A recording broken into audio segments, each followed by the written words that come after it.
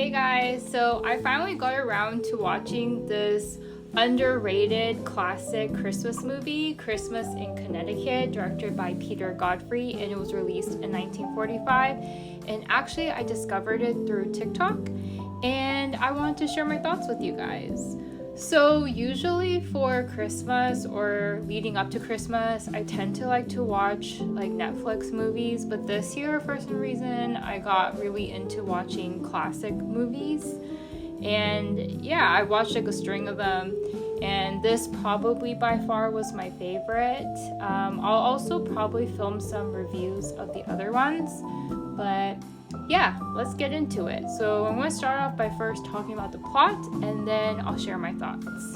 Okay, so the movie follows the two main characters, Elizabeth Lane, played by Barbara Stanwyck, and she is a New York City writer. She's unmarried, she's successful, she pretends to be a Connecticut farm wife, and she contributes recipes and homemaking tips to a popular lifestyle column in her magazine.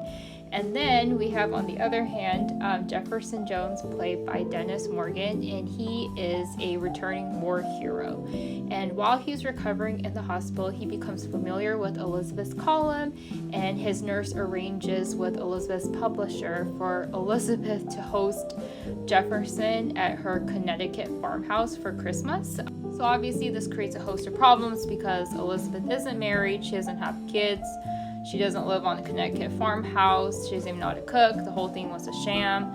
But to save her own job and her editor's job, she agrees to marry her friend John Sloan, who's been proposing to her for years. She always rejects his advances, and she moves in with him to his Connecticut farmhouse.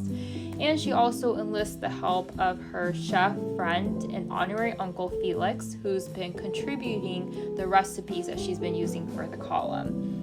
And this whole thing is to keep up appearances during this time so that she can save everyone's job. But obviously, hilarity, potential romance, they all ensue. So I love this movie. It's got all the cozy Christmas vibes, and that Connecticut farmhouse is so charming, so beautiful. I mean, look at this image where she's setting up the tree. So it's got all those feel-good, lighthearted romance, good feels for Christmas. I would also say I thought Barbara Stanwyck did an amazing job as Elizabeth. I think I'm only pretty familiar with her as like a film noir star and like more serious roles like Double Indemnity. I've actually never really seen anything with her in it. So after watching this, I want to view some more of her work. But it was nice to see her in a lighthearted screwball comedy, and I think her comedic timing was spot on. Like, she had me like laughing during these moments where she's struggling to keep up appearances and appear to be like a domestic goddess. Like, for example, like struggling to take care of the baby. This part was especially funny, like trying to flip those pancakes.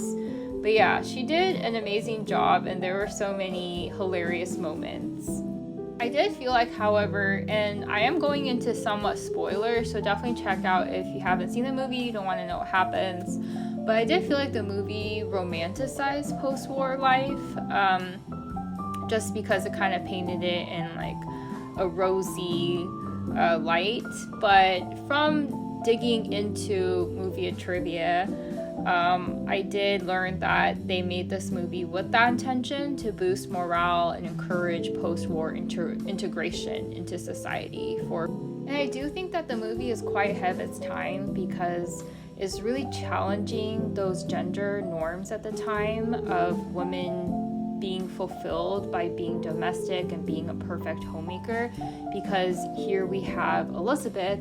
She's this single woman living in New York City, and she's making it on her own, and she's achieving success writing columns.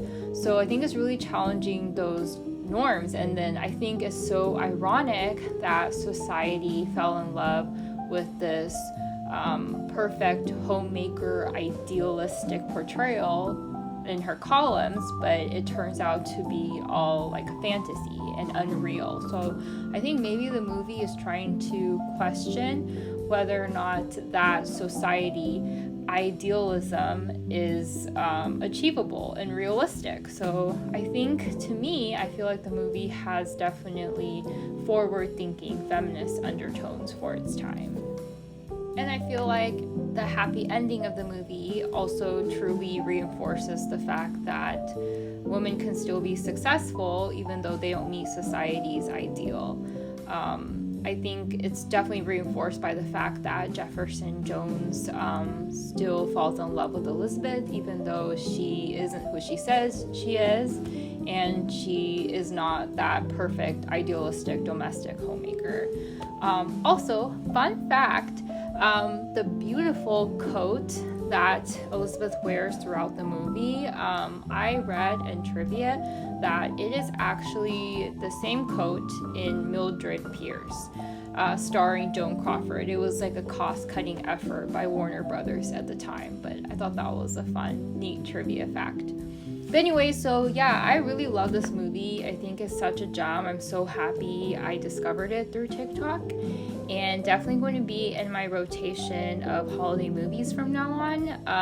But yeah, let me know if you guys have seen it, what you guys think about it, and if there are any other good like classic movies you would recommend for the holidays. But yeah, thanks for watching.